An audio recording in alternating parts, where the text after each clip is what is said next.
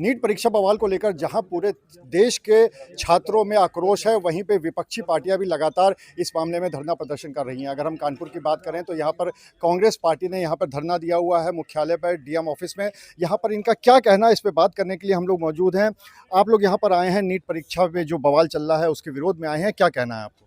हमारा कहना ये है कि भारत में जब से नरेंद्र मोदी की सरकार और उत्तर प्रदेश में योगी आदित्यनाथ की सरकार आई है, तब से पिछले 10 वर्षों में, और ये पीछे 2 महीने और हो गए, 1 महीने, तो 10 वर्ष 2 महीनों में लगातार अगर कोई काम खिलवाड़ हुआ है तो छात्रों के हितों के साथ खिलवाड़ हुआ है, छात्रों के भविष्य के साथ खिलवाड़ हुआ है, बेरोजगारों की मंशा के साथ खिलवाड़ हो रहा है। हम लोग इस मंशा के खिलाफ पूरे भारत में जिस तरीके से नीट परीक्षा के पेपर रद्द हुए, पेपर आउट हुए, उसके बाद अभी भी उस परीक्षा को रद्द नहीं कर रहे हैं। इसके बाद अभी परसों भी एक परीक्षा को रद्द किया गया।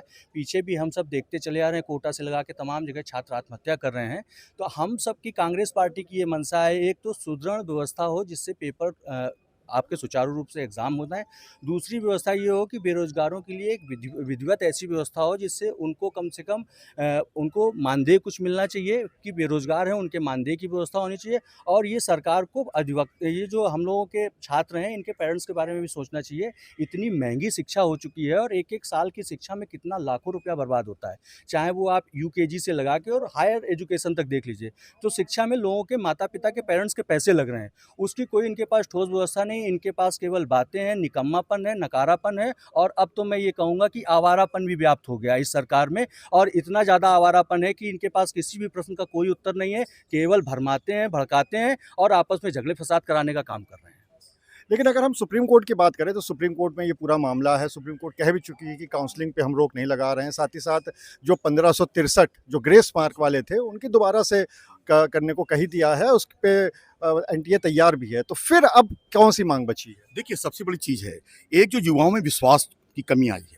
इस परीक्षा में जो एक विश्वास था लोगों का कि ऑल ओवर इंडिया पे ये परीक्षा होती थी और ये बहुत ही क्या कहते हैं, इसमें लोगों का रिलायबल थी। लेकिन जिस तरह विश्वास टूटा है, तो क्या भरोसा है जो 1563 के बाद और संख्या नहीं होगी? तो निश्चित तौर पर अगर 1500 आपने निकाल दिए, उसके बावजूद जो लोग बैठे हैं उनका विश्वास इस परीक्षा पे न रहा, तो हम लोग की मांग है कि पूरी तरह परीक्षा रद्द होनी चाहिए और फेयर तरीके से दोबारा परीक्षा होनी चाहिए और बहुत व्यापक पैमाने पर होनी चाहिए, जिससे कि जो युवा सालों साल तैयारी कर रहा है, अभिभावक जो लाखों रुपया खर्चा कर रहा है, उसका विश्वास आप कहाँ से लाएंगे? और विश्वास, क्योंकि लगातार आप देखा पुलिस भर्ती से लेकर उत्तर प्रदेश से लेकर ऑल ओवर इंडिया तक जिस तरह परीक्षाएं रद्द हुई हैं, तो कहीं ना कहीं युवाओं को जो विश्वास टूट गया इस सरकार के ऊपर, इन परीक्षाओं पर, वो विश्वास लाना बहुत जरूरी है।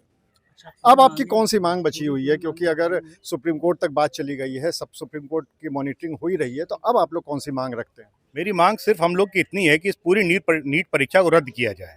अगर ये परीक्षा रद्द नहीं होगी तो जो लाखों छात्र बैठे हैं उनके विश्वास के साथ कुठाराघात होगा। इस परीक्षा को रद्द कर देना चाहिए, यही छात्रों के साथ असली न्याय होगा। परीक्षा कराने वाली एजेंसी है, उसको हटाना चाहिए। तो ये यहाँ पर जो विपक्षी पार्टियां हैं उनका प्रमुख रूप से यही कहना है कि जो सबसे बड़ी बात है छात्रों का विश्वास, क्योंकि परीक्षा पर और परीक्षा कराने वाली जो एजेंसी है उन पे अगर छात्रों का विश्वास खत्म हो गया तो फिर ये पूरी व्यवस्था कोलैप्स कर जाएगी। इसलिए सबसे ज़्यादा ज़रूरी यह है कि सरकार इस पूरी व्यवस्था पर और छात्रों का विश्वास वापस लाए, और तभी यहाँ पर जो कहते हैं कि एक जो पढ़ा लिखा युवा है वही एक अच्छे राष्ट्र की नींव होता है, तभी वो अवधारणा पूरी हो पाएगी। अनुराग अग्रवाल, टीवी 9, कानपुर।